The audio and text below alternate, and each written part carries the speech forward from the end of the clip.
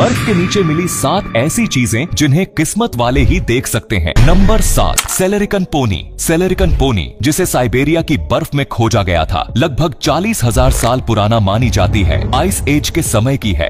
ये इतनी अच्छी कंडीशन में प्रिजर्व किए गए थे कि साइंटिस्ट को इनके बारे में कई जरूरी इंफॉर्मेशन मिली। प्रीहिस्टोरिक पोनीज अपनी छोटी कद और रोबस्ट बॉडी के लिए जाने जाते थे। इनका इस्तेमाल प्राचीन लोग ट्रांसपोर्ट और एग्रीकल्चर के लिए करते थे। जब साइंटिस्ट्स ने इन फ्रोजन रिमेन्स की स्टडी की तो उन्हें इनके डेंटल और स्केलेटल स्ट्रक्चर्स में कई अनोखे गुण मिले जो आज के पोनीज से अलग थे। इनकी खोज ने एंशिएंट हॉर्स ब्रीडिंग और डोमेस्टिकेशन के इतिहास को समझने में मदद की। नंबर 6, केव लायंस कब। साइबेरिया के फ्रोजन ग्राउंड में मिले केव लायंस करीब 30,000 साल पुराने माने जाते हैं। ये कब्स पूरी तरह से प्रिजर्व्ड थे, जिससे उनके बाल, नाखून और इवन विस्कर्स भी इंटैक्ट थे। इस एक्स्ट्रॉर्डिनरी डिस्कवरी ने साइंटिस्ट्स को प्रीहिस्टोरिक वाइल्ड लाइफ के बारे में अहम जानकारी दी, खासकर एक्सटिंक्ट स्पीशीज के बारे में, क्योंकि केवल लायंस लगभग 10,000 साल पहले विलुप्त हो गए थे। ये लायन क्यूब्स काफी अच्छी कंडीशन में थे, जिसने एंटिक केव लायंस की एनाटॉमी और उनके कोल्ड एनवायरनमेंट में सर्वाइवल स्ट्रेटेजीज को समझने में मदद की। साइबेरिया के काफी ज्यादा ठंडे इलाके में इन कब्स को बर्फ में सुरक्षित रखा गया, जिससे रिसर्चर्स को ये दुर्लभ झलक देखने को मिली कि वो क्रीचर्स कैसे दिखते थे जो हजारों साल पहले धरती पर चलते थे।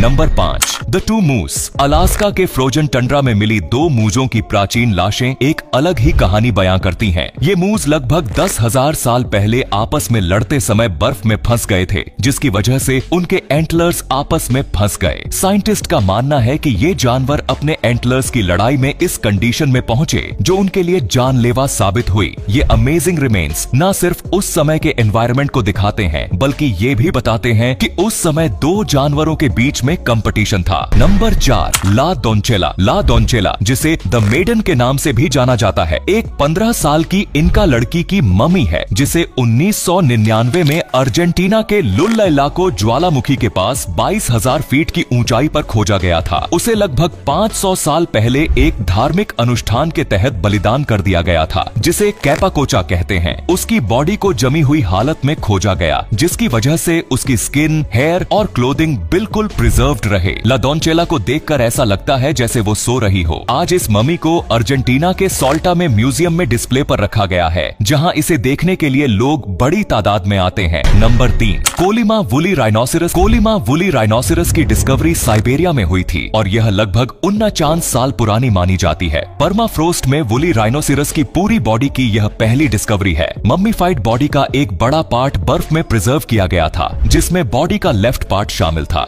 जिससे इसकी स्किन, फर, हॉर्न और इंटरनल ऑर्गन्स भी इंटैक्ट रहे। इस डिस्कवरी ने साइंटिस्ट्स को एंशिएंट क्रीचर्स और उनकी कोल्ड एनवायरनमेंट में सर्वाइवल स्ट्रेटेजीज के बारे में अहम जानकारी दी। वुली राइनोसेरस आइस एज के सबसे बड़े हर्बीवोरस में से एक थे, लेकिन आज लुप्त हो चुके हैं। इतना वेल प्रिजर्व्ड स्पेसिमेन मिलने से उस समय के वातावरण के बारे में भी काफी जानकारी मिली और इससे पता चलता है कि यह विशालकाय जीव कितने हार्श कंडीशंस में भी जिंदा रह सकते थे। नंबर 2, टार्डिगार्ड। टार्डिग्रेड्स, जिन्हें वाटर बेयर्स के नाम से भी जाना जाता है, माइक्रोस्कोपिक क्रिएचर्स हैं जो अपनी यूनिक सर्वाइवल एबिलिटीज के लिए पहचाने जाते हैं। ये हार्शेस्ट कंडीशंस में भी जिंदा रह सकते हैं, चाहे वो extreme temperatures, radiation exposure, high pressure या स्पेस का वैक्यूम हो। ये आमतौर पर 0.5 मिलीमीटर लंबे होते हैं और लगभग हर तरह के एटमॉस्फेयर में पाए जाते हैं, चाहे पानी हो या जमीन। इनकी सबसे खास एबिलिटी क्रिप्टोबायोसिस है, जिसमें ये अपनी मेटाबॉलिक एक्टिविटीज को बंद कर देते हैं और अपने आप को सूखा कर लेते हैं, जिससे वे कठोर परिस्थितियों में लंबे समय तक सरवाइव कर सकते हैं। जब साइंटिस्ट्स ने टार्डिग्रेड की मम्मी की स्टडी की तो उन्हें इस क्रिप्टोबायोसिस की प्रोसेस के बारे में अहम जानकारियां मिली। Number 1, Yukagir bison. Yukagir bison एक एंशिएंट बाइसन की स्पीसीज है, जिसकी ममीफाइड बॉडी साइबेरिया के यूकागिर रीजन में जमी हुई हालत में मिली थी। ये बाइसन लगभग 10,000 साल पहले का माना जाता है और इतनी अच्छी तरह से प्रिजर्व्ड था कि इसके मसल्स, स्किन और यहाँ तक कि कुछ इंटरनल ऑर्गन्स भी इंटैक्ट थे। इसकी डिस्कवरी साइंटिस्ट के लिए एक अहम घटना थी, क्योंकि इससे प्री हिस्टोरिक लाइफ और उस समय के एटमॉस्फेयर के बारे में वैल्यूएबल इंसाइट्स मिले। आज यूकागिर बिसन को म्यूजियम में संरक्षित रखा गया है और इसे पेलियोंटोलॉजी के क्षेत्र में एक रिमार्केबल डिस्कवरी माना जाता है। तो ये थी बर्फ के नीचे मिली 7 रहस्यमयी चीजें। वैसे आपको इनमें से सबसे रहस्यमयी चीज आपको कौन सी लगी? कमेंट में जरूर बताओ।